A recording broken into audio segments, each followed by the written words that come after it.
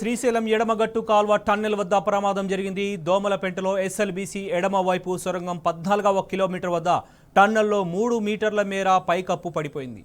ఉదయం పూట ప్రమాదం జరిగినట్టు తెలుస్తోంది. ఎడమ సొరంగం వద్ద 4 రోజుల క్రితం పనులు మళ్లీ ప్రారంభమయ్యాయి. ప్రమాద సమయంలో టన్నెల్లో 50 మంది కార్మికులు ఉన్నారు.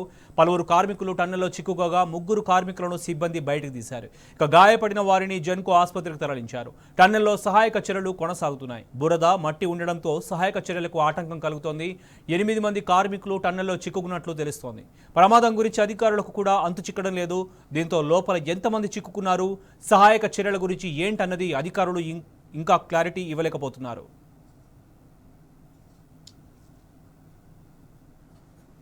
టాప్ 2 న్యూస్కి వస్తే సుంకిశాల వాల్ కుప్పకూలిన ఘటన మరొక ముందే ఎస్ఎల్బీసీ టన్నెల్ వద్ద జరిగిన మరో ప్రమాదం కాంగ్రెస్ సర్కారు వైఫల్యానికి నిదర్శనమని మండిపడ్డారు కేటీఆర్. సీఎం రేవంత్ రెడ్డి కాంట్రాక్టర్లతో కుమ్మక్కై కమిషన్ల వేటలో పర్యవేక్షణను గాలికొదిలేయడం వల్లే ఈ ప్రమాదం జరిగిందన్నారు.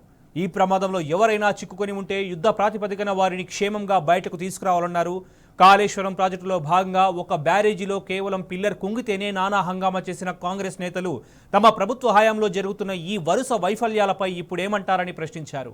సుంకిశాల ప్రమాదంలో కాంట్రాక్టర్ను కాపాడేందుకు వాస్తవాలు దాచిపెట్టిన ప్రభుత్వం కనీసం ఎస్ఎల్బీసీ సంఘటనపైనైనా పారదర్శకంగా దర్యాప్తు జరిపి ప్రమాదానికి గల కారణాలను బయటపెట్టాలని డిమాండ్ చేశారు. ఇక ఈ ప్రమాదానికి పూర్తి బాధ్యత రేవంత్ రెడ్డిదే అన్నారు కేటీఆర్.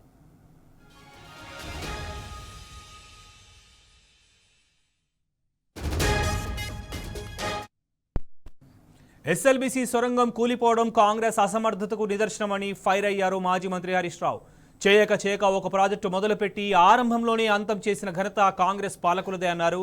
మొన్న సుంకిశాలలో రీటైనింగ్ వాల్ కూలిన ఘటన, నేడు ఎస్ఎల్బీసీ సొరంగం కుప్పకూలడం కాంగ్రెస్ కమిషన్ సర్కారు వైఫల్యానికి నిదర్శనమన్నారు. ఈ ప్రమాదంలో గాయపడ్డ వారిని, లోపల చిక్కుకున్న కార్మికులను యుద్ధ ప్రాతిపదికన కాపాడాలని వారు డిమాండ్ చేశారు. డీవాటరింగ్ చేసి వెంటనే విద్యుత్ పునరుద్ధరించి శిథిలాలను తొలగించి కార్మికులను వెంటనే బయటకు తీసుకురావాలి. నేషనల్ డ్యామ్ సేఫ్టీ అథారిటీ వెంటనే ఈ ఘటనపై దర్యాప్తు చేయాలని డిమాండ్ చేస్తున్నారు.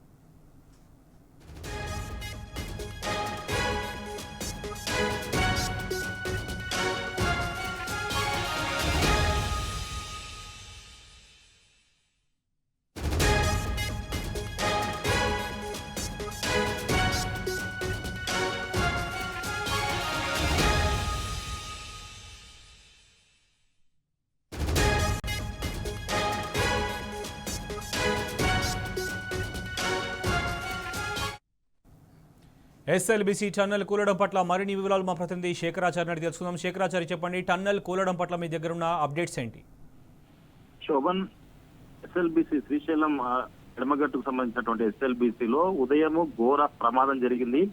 14 కిలోమీటర్ల వద్ద ఉన్నటువంటి 3 మీటర్లు టన్నెల్ పైనుంచి కూలడంతో అక్కడ ఉన్నటువంటి అప్పటికే 50 మంది అక్కడ కార్మికులు లోపలగా ఉన్నట్టు మనకు తెలుస్తా ఉంది. దానికి సంబంధించి కొంతమంది చాలా మంది కూడా సురక్షితంగా బయటకు వచ్చినప్పటికీ ఒక 3-4 తీవ్రంగా గాయపడి వస్తే వాళ్ళు ఆసుపత్రికి అయితే చేర్చారు. కానీ మరొక 8 మంది మాత్రం లోపలనే చిక్కుకున్నట్టుగా మనకు ప్రాథమిక సమాచారం వస్తా ఉంది. కానీ అధికారులు మాత్రం ఇప్పటి వరకు ఏ విషయం అన్నది, అసలు ఎవరున్నారు లోపల, ఏ స్థాయి అధికారులు ఉన్నారా లేదంటే కార్మికులు ఉన్నారా అన్న విషయం కూడా చెప్పట్లేదు. దానికి సంబంధించి అధికారులు పూర్తి స్థాయిలో అంచనాలు వేస్తున్నారు తప్ప బయటికి అధికారికంగా మాత్రం ఏమి మాత్రం చేయడం లేదు. దానికి సంబంధించి ఫైర్ ఇంజన్లు కావచ్చు, తర్వాత పార్థివ దేహ వాహనాలు కూడా అక్కడికి సంఘటనా స్థలానికి చేరుకుంటున్నాయి. మొత్తంగా చూసినట్టయితే ఇది నిజంగా ముమ్మాటికి అంటే 4 రోజుల క్రితమే ప్రారంభించినటువంటి ఈ టన్నెల్ తవ్వకాల ప్రారంభము ఒక 4 రోజుల లోపలనే, అంటే 4వ రోజే ప్రమాదం జరగడము అంటే ఏ స్థాయిలో వీళ్ళు ముందు చూపు ఉందనేది పూర్తి స్థాయిలో మనం అర్థం చేసుకోవచ్చు.